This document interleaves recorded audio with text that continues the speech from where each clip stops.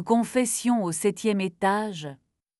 Je m'appelle Maëlle et je fabrique des parfums dans un atelier qui sent la vanille froide, la bergamote qu'on vient d'ouvrir, les bois blonds chauffés par des pommes. On dit né pour les gens comme moi, mais c'est un mot trop net pour cette fatigue douce que la moindre trace d'odeur installe derrière les yeux. J'entre dans une pièce et je sais si quelqu'un a eu peur, si quelqu'un a menti, si quelqu'un vient tout juste d'aimer. Les corps écrivent des lettres invisibles, j'ai appris à les lire.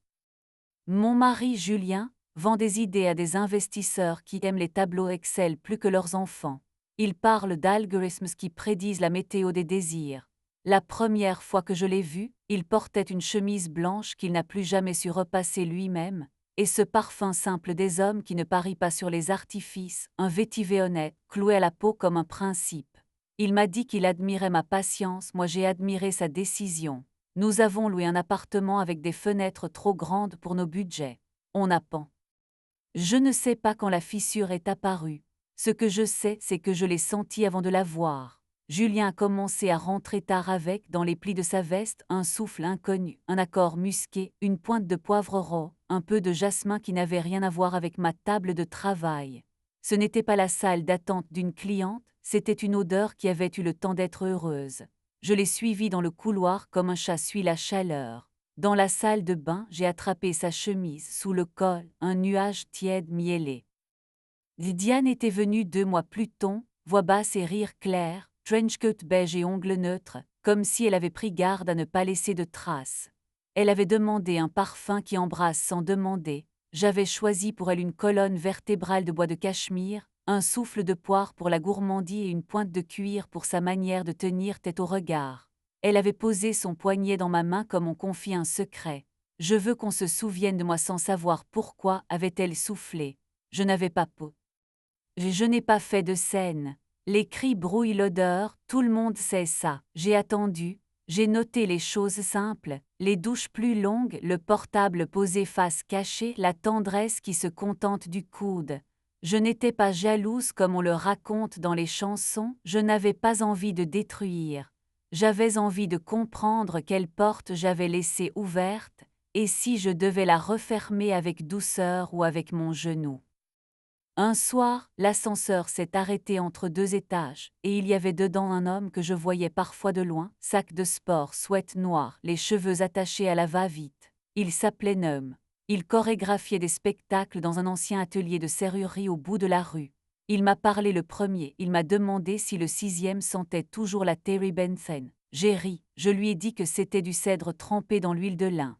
Il m'a regardé comme on regarde un feu qu'on n'attendait pas, et tout s'est mis à sentir le poivre, pas. Vous êtes. N'ai-je répondu. Je m'en doutais, a-t-il dit. On dirait que vous écoutez les murs. L'ascenseur a bougé à nouveau, il m'a tendu sa carte. Venez voir une répétition si un jour vos murs deviennent trop bavards. J'y suis allé 4 jours plus tard, sous prétexte d'un besoin pathétique de silence. Le studio de Neum était vaste et brut, des danseurs maniaques répétaient un duo où personne n'osait vraiment tomber. Il a coupé la musique en me voyant. Tu veux du café? Il tutoyait sans s'excuser. J'ai dit oui avec la politesse de ceux qui savent très bien ce qu'ils veulent. Il m'a fait choisir la tasse, j'ai pris celle fêlée puis il m'a laissé regarder. Ses mains parlaient plus que sa bouche. Il touchait la hanche d'une danseuse pour corriger une ligne, mais c'était là. Nous avons mis du temps à nous effleurer.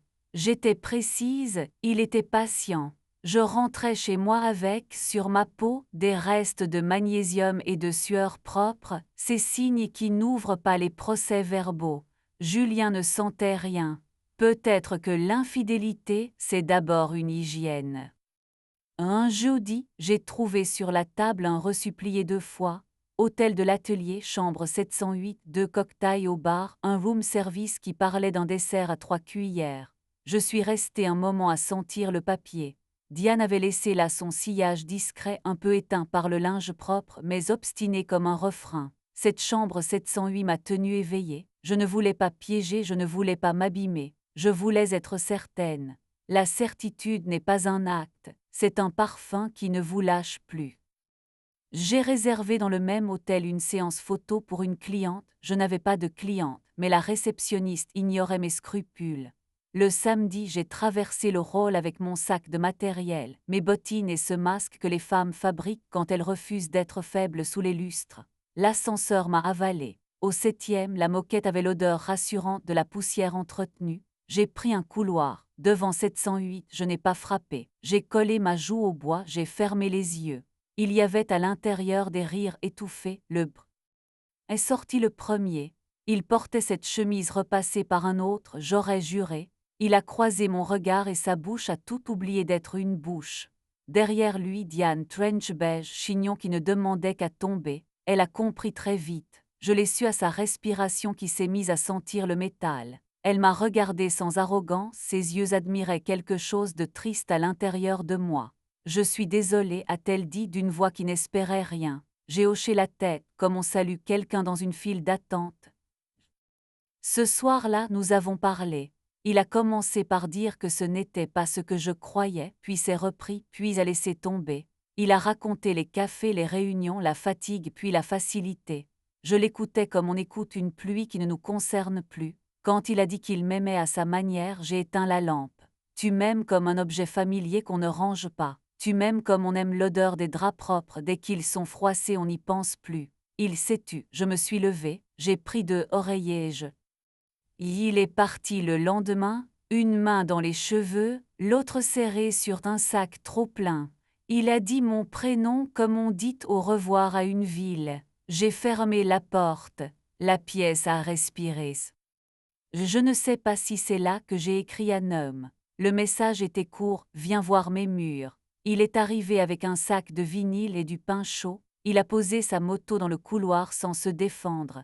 Il a tout de suite su quoi faire, ne pas me prendre dans ses bras, me laisser lui prendre la chaleur. Nous avons mis un disque qui craquait un peu, une chanteuse qui avalait des voyelles en soie. Tu veux danser, a-t-il demandé presque à voix basse. J'ai répondu oui avant de me demander de quoi j'étais capable. Sa paume s'est posée au milieu de mon dos, là où la respiration se décide. Nous avons bougé très lentement comme si le parquet nous observait. J'ai senti ses doigts hésiter puis se confier. Je n'avais pas dansé depuis des années, pas à deux, pas ainsi. Loin des miroirs, la peau sait mieux ce qu'elle veut. Noam m'a guidé sans posséder. Parfois nos fronts se touchaient, parfois nos souffles s'alignaient. Il a mis sa bouche contre ma tempe. Ce n'était pas un vol, c'était un baume. Ça va, a-t-il demandé. Ça allait. Il s'est écarté à peine, le temps que Je l'ai embrassé la première parce que j'avais besoin d'un mot qui ne ment pas. Sa bouche avait le goût du pain et d'une patience presque scandaleuse. Il a souri dans le baiser et ce sourire a mis du miel partout où la colère avait laissé des angles. Nous n'avons pas précipité la suite. Il y a des soirs où le désir apprend la grammaire. Il m'a fait asseoir sur la table, a effleuré mon poignet, a regardé mes doigts comme s'il jouait un rôle dans une partition secrète. Je l'ai tiré vers moi, j'ai respiré son cou, ce mélange de savon et de fat. La nuit, nous avons partagé le lit sans le conquérir. Nous avons chuchoté des histoires idiotes, nous avons ri de notre sérieux. Sa respiration a trouvé la mienne, et j'ai dormi d'un trait que je croyais perdu. Le lendemain, je me suis réveillée à la lumière tiède d'un matin qui ne demandait rien de spectaculaire. Noam était déjà dans la cuisine, en t-shirt, cheveux en bataille, en train de tenter un café trop clair. J'ai pensé, c'est à ça que devrait ressembler la paix. Les jours suivants ont eu des contours simples.